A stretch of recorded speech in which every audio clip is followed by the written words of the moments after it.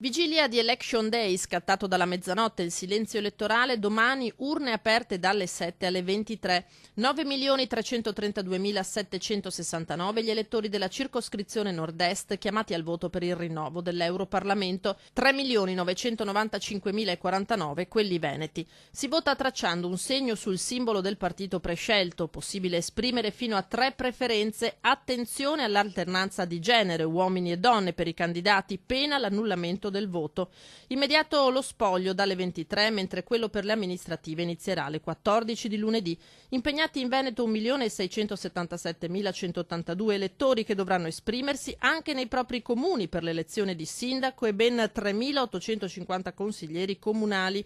In 321 dei 563 comuni veneti gli elettori riceveranno quindi la doppia scheda. Se Rovigo è l'unico capoluogo veneto al voto, 33 complessivamente i comuni della provincia rodigina chiamati alle urne, è il territorio di Vicenza ad avere il maggior numero di municipi alle urne. 80 comuni a rinnovo, tra cui spiccano, con più di 15.000 abitanti e quindi a potenziale rischio ballottaggio il 9 giugno, Bassano del Grappa, Arzignano, Montecchio Maggiore, Schio e Valdagno.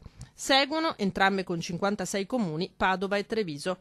Nella Marca sono 4 i centri oltre i 15.000 abitanti, Vittorio Veneto, Mogliano, Paese e Preganziol, 4 anche nel Padovano, Cadoneghe, Monselice, Rubano e Selvazzano. 49 i municipi che cambieranno compagine amministrativa a Verona, tra i quali San Bonifacio, Negrar, Pescantina e Legnago, 32 nel Bellunese, nessun centro oltre i 15.000 abitanti, ma a rinnovo comuni come Longarone, Agordo e Roccapietore.